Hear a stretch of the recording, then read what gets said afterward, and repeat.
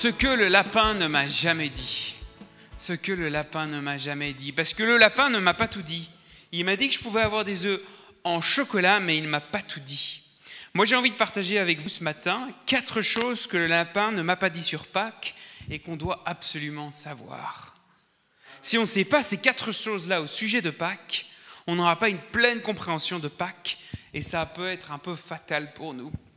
Alors, je ne sais pas si vous savez, mais c'était environ au XVe siècle que vers la fin du carême, dans l'église chrétienne, on avait pendant 40 jours, on n'avait pas mangé d'œufs.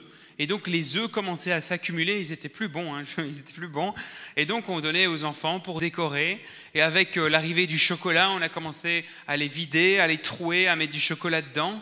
Et avec un peu de temps, le temps a avancé. Et avec l'arrivée de plus encore de pâtisserie, on a maintenant les œufs en chocolat. Je regardais les chiffres. Il y a genre 13 tonnes de chocolat qui est vendu au moment de Pâques. Ça fait beaucoup quand même, hein. C'est beaucoup de chocolat, ça. Alors, je voudrais bien passer à notre premier point, c'est une des choses que le lapin ne m'a pas dit. Le lapin ne m'a pas dit le prix de Pâques.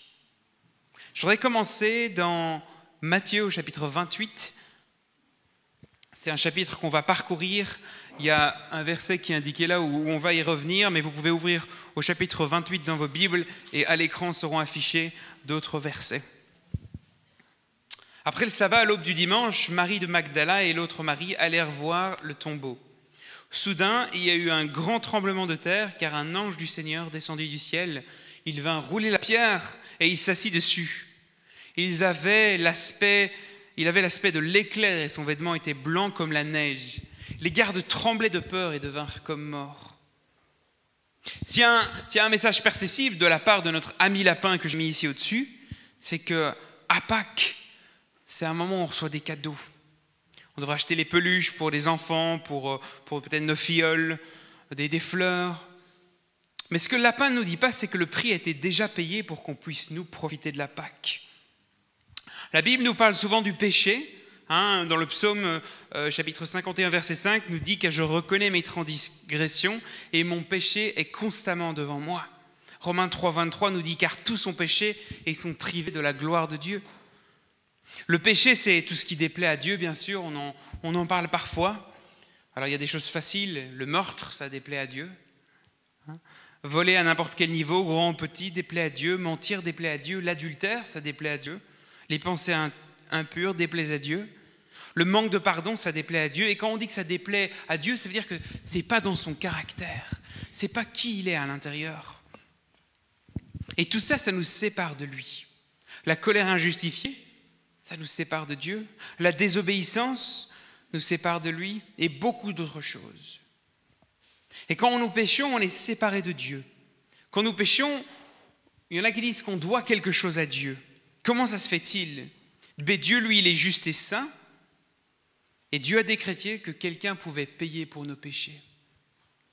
Parfois, j'entendais des prédicateurs qui parlaient sur le fait qu'on devait quelque chose à Dieu, on avait une dette envers Dieu. Et puis je réfléchissais, si j'avais vécu une vie parfaite, sans péché, est-ce que je ne devrais pas toujours quelque chose à Dieu, si ce n'est que la vie ? Amen. Amen. J'appartenais déjà à Dieu. Et pourtant, il est venu payer une 2e fois pour m'acheter à nouveau. Dieu a payé 2 fois pour ce qui lui appartenait déjà. Ézéchiel, chapitre 18, verset 4, nous dit « En effet, la vie de chacun est à moi, celle des parents comme celle des enfants. Celui qui a péché, c'est celui qui mourra. » La Bible nous enseigne qu'on est séparé de Dieu et que si on entrait dans la présence de Dieu alors que nous sommes remplis de péché, nous tomberions morts, tout simplement. Elle illustre ça dans l'histoire d'Israël. Mais Dieu, dans son amour, avait un autre plan. Il a envoyé quelqu'un qui n'avait jamais péché pour prendre notre place et payer nos dettes. Ce quelqu'un, bien sûr, c'est le Fils de Dieu, c'est Jésus. Et c'est lui qu'on vient célébrer en ce matin de Pâques. Même les lapins, ils viennent le célébrer avec nous. Romains 5, versets 6 à 9, c'est celui qui se trouve là. En effet, lorsque nous étions encore sans force, Christ est mort pour des pécheurs au moment fixé. À peine mourrait-on pour un juste, peut-être accepterons de mourir pour quelqu'un de bien, mais voici comment Dieu prouve son amour envers nous. Alors que nous étions encore des pécheurs, Christ, il est mort pour nous. Puisque nous sommes maintenant considérés comme justes grâce à son sang, nous serons à bien plus forte raison sauvés par lui de la colère de Dieu. Amen. Bien sûr, un verset qu'on connaît tous, Jean chapitre 3, verset 16 et puis le 17 aussi que j'aime lire. En effet, Dieu a tant aimé le monde qu'il a donné son Fils unique afin que quiconque croit en lui ne périsse pas mais ait la vie éternelle. Dieu en effet n'a pas envoyé son Fils dans le monde pour juger le monde, mais pour que le monde soit sauvé par lui. Amen. Amen. Ça veut dire qu'on peut s'approcher aujourd'hui, et on le dit souvent, avec assurance devant Dieu. Parce qu'on confie notre âme à Jésus. On confie notre âme à Jésus. Et il y avait un homme il y a très longtemps qui s'appelait Jean-Baptiste. Il était venu juste avant Jésus. Et dans l'évangile de Jean, un autre Jean, ça dit ceci au verset 35 et 36 du chapitre 1. Il dit « Le lendemain, Jean était à nouveau là, Jean-Baptiste, avec 2 de ses disciples. Il regarde Jésus qui passait et dit « Voici l'agneau de Dieu. Voici l'agneau de Dieu. » Et en fait, ce que Jean-Baptiste il est en train de faire, il est en train de parler d'une très vieille fête juive qui s'appelle Pessa. Vous avez déjà entendu parler, c'est la Pâque, c'est le même mot que la Pâque. C'est d'ailleurs, je veux dire qu'on a un peu volé ce mot-là aussi. Mais c'est parce que Jésus, c'est notre nouvelle Pâque, et je vais vous expliquer pourquoi. On peut remonter à l'histoire d'Israël, de Joseph à Moïse. Il y a donc un des descendants d'Abraham qui a pu être établi comme un grand ministre d'Égypte. Il s'appelait Joseph. Il a eu une vie absolument incroyable. Il est passé de vraiment le plus bas possible de la société, c'est-à-dire en prison. Et il est arrivé 2e dans tout le royaume d'Égypte. Le royaume d'Égypte, à son époque, on est à moins 1000 avant Jésus-Christ, était une des puissances mondiales de la terre. C'était vraiment incroyable qu'un homme comme ça, qui parte de la prison, arrive à devenir le 2e homme plus puissant dans toute l'Égypte. Et grâce à ses inspirations, son histoire, je vous l'encourage à lire dans Exode, grâce à l'inspiration qu'il a avec Dieu, il réussit à sauver des millions de personnes de la famine, parce qu'il a décidé d'écouter l'appel que Dieu avait pour sa vie. Et puis des années passent, c'est vraiment une histoire extraordinaire, et toute sa famille est établie en Égypte, toute sa descendance, toute la nation d'Israël grandit. Et on arrive à un moment donné où, après des années, ce peuple qui avait rejoint la nation d'Égypte était maintenant était esclave, était considéré comme un petit peu le rebut de la société. Et c'est là qu'on entend parler du personnage Moïse, personnage très célèbre, Moïse, qui lui avait été élevé par des Égyptiens à cause d'une mort dont sa mère lui a fait échapper. Et je pense qu'on connaît l'histoire dans Exode. À un moment donné, Dieu entend son peuple souffrir en esclavage et décide d'intervenir. Il performe des grands miracles, des très grands miracles qui sont faits. Par exemple, l'eau du Nil est transformée en sang. Ça, c'est un des premiers miracles qui est fait. Et quand on essaie de comprendre pourquoi est-ce que Dieu démontre sa puissance de cette manière, j'entendais quelqu'un qui parlait d'un érudit qui parlait sur le fait que chaque miracle qui est accompli dans Exode démonte une idole d'Égypte. Le Nil, c'était un dieu pour les Égyptiens. Et à chaque fois qu'un miracle est accompli et que les mages de la cour d'Égypte essaient d'imiter Moïse, qui a été choisi comme prophète de Dieu, et bien à chaque fois qu'un miracle est inconnu, c'est Dieu qui dit « Je suis plus puissant que ce Dieu-là ». Et ce qu'il faut savoir, c'est qu'en Égypte, à l'époque, le pharaon était reconnu comme un dieu ou un demi-dieu sur terre, presque infaillible. Et à un moment donné, Dieu décide d'envoyer un fléau qui prendra tous les premiers-nés d'Égypte. Il faut savoir que c'est symbolique puisque c'est ce que le pharaon avait fait avec tous les premiers-nés du pays. Et il dit ceci au peuple d'Israël: alors que vous vous réunissez, prenez un agneau âgé d'1 an et sans défaut, et après certaines règles, le soir du 14e jour du mois de l'Aviv, réunissez-vous, mangez de l'agneau avec des herbes amères et répandez le sang de l'agneau mis sur les linteaux de la porte. Et on répandait le sang de cet agneau. Donc ça, c'est Pessa, c'est ça que les Juifs célèbrent. C'est ce moment où ils sont sortis d'Israël, où la puissance de Dieu a pu les épargner du fléau qui touchait Pharaon. Et qu'est-ce qui s'est passé quand le fils, le premier-né de Pharaon est mort? Il était maintenant anéanti. Il n'était plus un Dieu, mais juste un homme dans toute la création. On va un petit peu plus loin dans l'histoire d'Israël. Je le raconte assez rapidement pour pouvoir partager ce que le Seigneur a mis sur mon cœur. Il y a une autre fête qui est faite quand le peuple d'Israël, le Pharaon les a laissés sortir, ils ont réussi à traverser la mer Rouge, mais malheureusement l'armée du Pharaon les poursuit. Et à un moment donné, le moment où l'eau se referme sur l'armée égyptienne, un peu après le camp qu'ils ont établi, une fête est célébrée, c'est la fête des Azimes. Elle est célébrée pour commémorer la sortie d'Égypte exactement. On doit manger du pain sans levain. Et ça, c'est la fête juive. Et quand Jean dit que Jésus est l'agneau, il est en train d'annoncer que Jésus va être mis sur le linteau de nos âmes. Quand Jean-Baptiste est en train de se pointer vers Jésus avec ses disciples et dit « Voici l'agneau de Dieu, voici le sacrifice qui marche devant nous ». Le lapin ne m'a pas dit le prix de Pâques. Passons au point suivant. Le lapin ne m'a pas dit le pouvoir de Pâques. Hébreux 7 nous dit en effet, si des Lévites sont devenus prêtres sans qu'un serment soit prêté, Jésus l'est devenu à travers le serment prêté par Dieu qui lui a dit, le Seigneur l'a juré et il ne se rétractera pas, tu es prêtre pour toujours, à la manière de Melchisédek. C'est pour cela que Jésus est le garant d'une bien meilleure alliance. Alors Melchisédek, c'est un personnage un petit peu mystérieux dans l'Ancien Testament qui reçoit une offrande d'Abraham. Alors qu'Abraham était un ami de Dieu, vraiment presque une personne qui défendait le culte à Yahweh, un des seuls de son époque, il offre la dîme à Melchisédek, donc ce personnage un petit peu mystérieux, on croit que c'est Christ qui était déjà présent dans une incarnation avant l'heure, que c'était Dieu qui se révélait à l'humanité. Mais le temps n'était pas encore venu. Alors on continue dans Matthieu chapitre 28, ça dit ceci, versets 5 à 7. « Mais l'ange prit la parole et dit aux femmes, « Quant à vous, n'ayez pas peur, car je sais que vous cherchez Jésus, celui qui a été crucifié. Il n'est pas ici, car il est ressuscité comme il l'avait dit.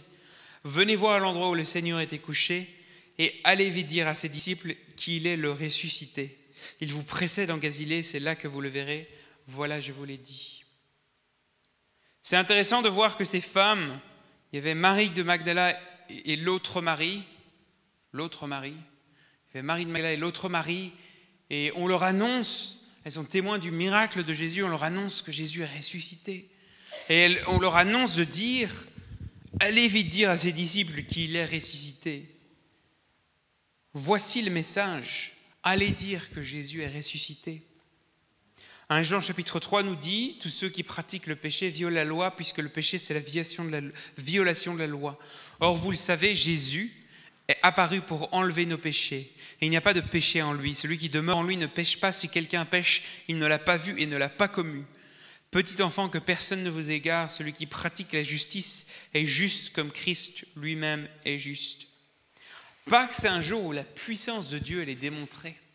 Nous sommes, nous, témoins de la résurrection.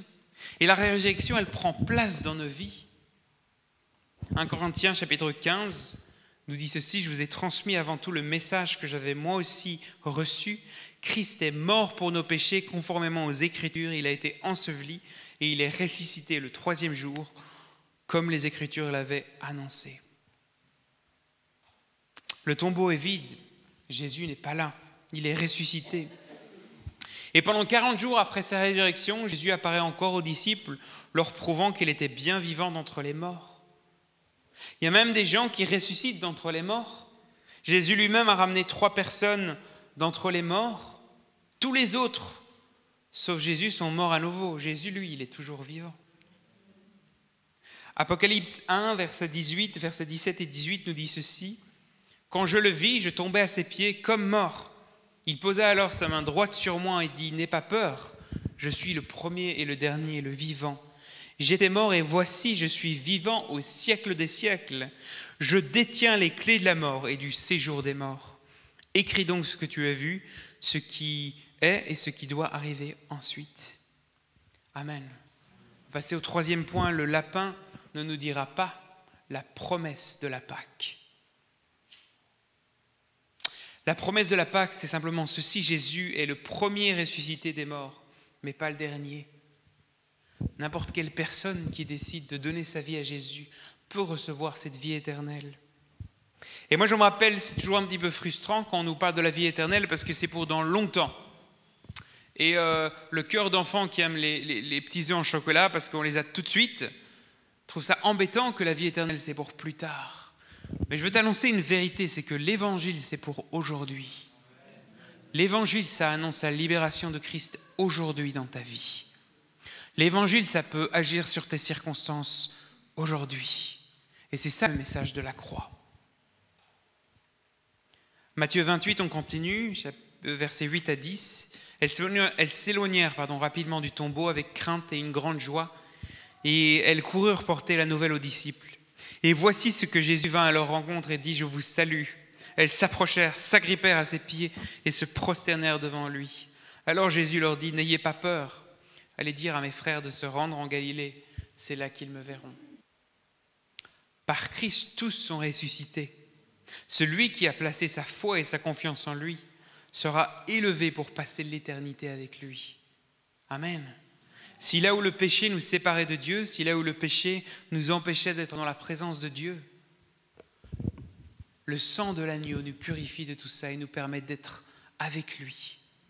Et moi, ce que je préfère avec cette promesse et cette image de l'agneau qui a été sacrifié, c'est que souvent, on parle des lapins, moi maintenant je vais parler des cloches, parce que moi j'ai beaucoup connu les cloches. On va parler des cloches. Il y a des cloches qui m'ont dit que lorsqu'on prononçait certaines choses, il fallait faire attention parce que ça pouvait nous arriver. Vous avez déjà entendu ça dans l'église? Ah, ne proclame pas ça sur toi. Fais attention à ce que tu dis. Vous avez déjà entendu ça? Si on regarde la Bible, on comprend que cet enseignement n'est pas du tout biblique. Ça vient du New Age. Je ne blague pas. Le sang qui est sur toi, il vaut bien plus que toutes les malédictions qui puissent exister. Amen.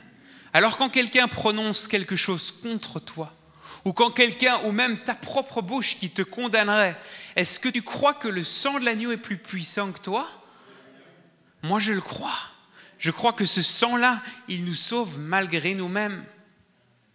Le problème de cet enseignement, c'est qu'il nous garde dans la peur. On a peur de dire la mauvaise chose, d'agir de la mauvaise manière, et on se retrouve comme des cloches qui ont peur d'arriver devant Dieu. Mais ce n'est pas ça l'enseignement que Dieu nous donne. Jésus, c'est l'agneau qui a versé son sang sur ton âme.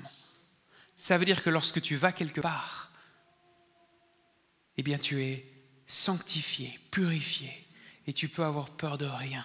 Amen. Amen. Souvent, l'ennemi veut nous garder dans la peur et il utilise parfois des enseignements. Oh, merci beaucoup, c'est vraiment gentil. Et il utilise parfois des enseignements faux pour pouvoir nous garder dans cette peur, pour qu'on reste condamné, qu'on n'ait pas d'influence, qu'on ne puisse pas marcher dans cette vérité que Jésus nous a donnée. 1 Thessaloniciens 4, il se trouve à l'écran. En effet, si nous croyons que Jésus est mort et qu'il est ressuscité, nous croyons aussi que Dieu ramènera par Jésus et avec lui ceux qui sont morts. Voici ce que nous vous déclarons d'après la parole du Seigneur. Nous les vivants restés pour le retour du Seigneur, nous nous devancerons par ceux qui sont morts. En effet, le Seigneur lui-même a un signal donné, à la voix d'un archange et au son de la trompette de Dieu, descendra du ciel, et ceux qui sont morts en Christ ressusciteront d'abord. Ensuite, nous qui serons encore en vie, nous serons tous ensemble enlevés avec eux sur des nuées à la rencontre du Seigneur dans les airs. Et ainsi, nous serons toujours avec le Seigneur. Encouragez-vous donc les uns et les autres par ces paroles. Quelque chose qu'on peut voir dans la vie de Paul, c'est qu'au début de son ministère et au début de sa conversion, il a un sentiment du retour de Christ imminent. Il a l'impression que Jésus va revenir demain. Et alors que le temps avance, il se tempère. Et le Christ revient toujours, il a toujours autant foi, mais il se tempère. Et il encourage les gens à être dans une attitude de bons serviteurs. Soyez prêts quand le Maître arrive. Nous restons un peuple qui prend soin de la maison que Dieu nous a confiée alors que le Maître arrive. Amen. J'aimerais faire une connexion peut-être un petit peu bizarre, mais Pour le moment, la politique est un petit peu prise par tout ce qui est débat écologique. Et je vois beaucoup ça. Alors moi, je ne fais surtout pas de commentaires politiques parce que je n'aime pas quand on fait ça de la prédication. Mais par contre, c'est que je pense que Dieu nous a confié une responsabilité par rapport à l'endroit où il nous a mis. Et parfois, je me remets en question et je me dis, Seigneur, Saint-Esprit, toi qui je vois prendre soin de la création dans l'Ancien Testament, est-ce que ce n'est pas le rôle des gens qui sont habités par ton esprit de prendre soin de la création? Amen. Amen. Soyons un peu avertis sur le fait qu'on a une responsabilité sur l'environnement que Dieu nous a donné. Et bien sûr, ce n'est pas juste l'environnement physique, mais aussi l'environnement spirituel, l'ambiance dans nos familles, avec nos amis, notre attitude. Soyons des serviteurs qui se gardent prêts. Ne soyons pas fatigués d'attendre Dieu, parce que la promesse est là. Je vais arriver à la promesse. Il existe une autre promesse à la Pâque. Jean 14, verset 16 dit « Si vous m'aimez et respectez mes commandements, quant à moi, je prierai le Père et il vous donnera un autre défenseur afin qu'il reste éternellement avec vous. L'esprit de vérité que le monde ne peut pas accepter parce qu'il ne le voit pas et ne le connaît pas. Mais vous, vous le connaissez car il reste avec vous et il sera en vous. » Le Saint-Esprit est une promesse qu'on a reçue grâce à la Pâque. Et c'est le Saint-Esprit qui nous habilite à être dans cette attitude d'attente. J'attends le retour de Jésus, le moment où tout sera fait neuf, où toutes les conséquences du péché seront balayées pour de bon, où la terre sera recréée, l'univers entier sera recréé. Nul ne connaît l'heure ni le temps, mais moi, dans ma foi, je peux attendre Dieu avec impatience et en étant un serviteur prêt. Mais vous recevrez une puissance lorsque le Saint-Esprit viendra sur vous et vous serez mes témoins à Jérusalem, dans toute la Judée, dans la Samarie et jusqu'aux extrémités de la terre. Et puis une dernière chose que mon ami le lapin ne m'a pas dit. Le lapin ne m'a pas parlé de la priorité de la Pâque. Il ne m'a pas dit sur la priorité de la Pâque. Versets 16 et 11 du chapitre 28 de Matthieu. Les 11 disciples allèrent en Galilée sur les montagnes que Jésus leur avait désignées. Quand ils le virent, ils se prosternèrent devant lui, mais quelqu'un eurent des doutes. Jésus s'approcha et leur dit « Tout pouvoir m'a été donné dans le ciel et sur la terre. Allez donc, faites de toutes les nations des disciples, baptisez-les au nom du Père, du Fils et du Saint-Esprit, et enseignez-leur à mettre en pratique tout ce que je vous ai prescrit. Et moi, je suis avec vous tous les jours, jusqu'à la fin du monde. » Amen. Jésus, il a déjà payé pour nos péchés. Christ est mort et c'est pour le péché qu'il est mort une fois pour toutes. Maintenant qu'il est vivant, c'est pour Dieu qu'il vit. Romains 6. Il y a des gens qui pensent que le pardon des péchés vient de notre propre effort personnel, de notre propre œuvre. On pense que si on fait d'assez bonnes choses, Dieu va nous accepter au ciel. Il y a un problème avec cette théorie, c'est que ce n'est pas ce que la Bible enseigne. Éphésiens chapitre 2 nous dit, en effet, c'est par la grâce que vous êtes sauvés, par le moyen de la foi. Et ça ne vient pas de vous, c'est le don de Dieu. Ce n'est pas par les œuvres, afin que personne ne puisse se vanter. En réalité, c'est lui qui nous a fait. Nous avons été créés en Jésus-Christ pour des bonnes œuvres que Dieu a préparées d'avance, afin que nous les pratiquions. La priorité de la Pâque pour nous, c'est bien sûr d'accepter le don que Jésus il a fait sur la croix. Et c'est de pouvoir vivre pas sous une condamnation, mais en étant confiant que le sang qui a été répandu sur le linteau de nos âmes, il est bien suffisant, il est bien puissant. 1 Jean chapitre 5 nous dit ceci, c'est le témoignage que Dieu nous a donné la vie éternelle, et cette vie est dans son Fils. Celui qui a le Fils a la vie, et celui qui n'a pas le Fils de Dieu n'a pas la vie. Alors ma question pour finir avec toi, as-tu le Fils de Dieu dans ta vie ? As-tu celui-ci dans ta vie qui vient demeurer avec toi au cours de ta journée ? Est-ce que la promesse du Saint-Esprit qu'on a reçue à Pâques, est-ce qu'il vit également en toi ? Est-ce que tu le sens résonner dans ton cœur, dans ton âme ? Il faut savoir que lorsque tu donnes ta vie à Jésus, le Saint-Esprit, il habite en toi. Mais la Bible nous parle d'un baptême de puissance, un baptême qui vient nous baptiser de feu et qui nous habilite à être témoins de l'Évangile, à pouvoir prêcher avec passion, fougue, à pouvoir résister au péché. Si tu as mal à résister à un péché, c'est le Saint-Esprit dont tu as besoin. Amen. On va se mettre devant Dieu et le recevoir ce dimanche de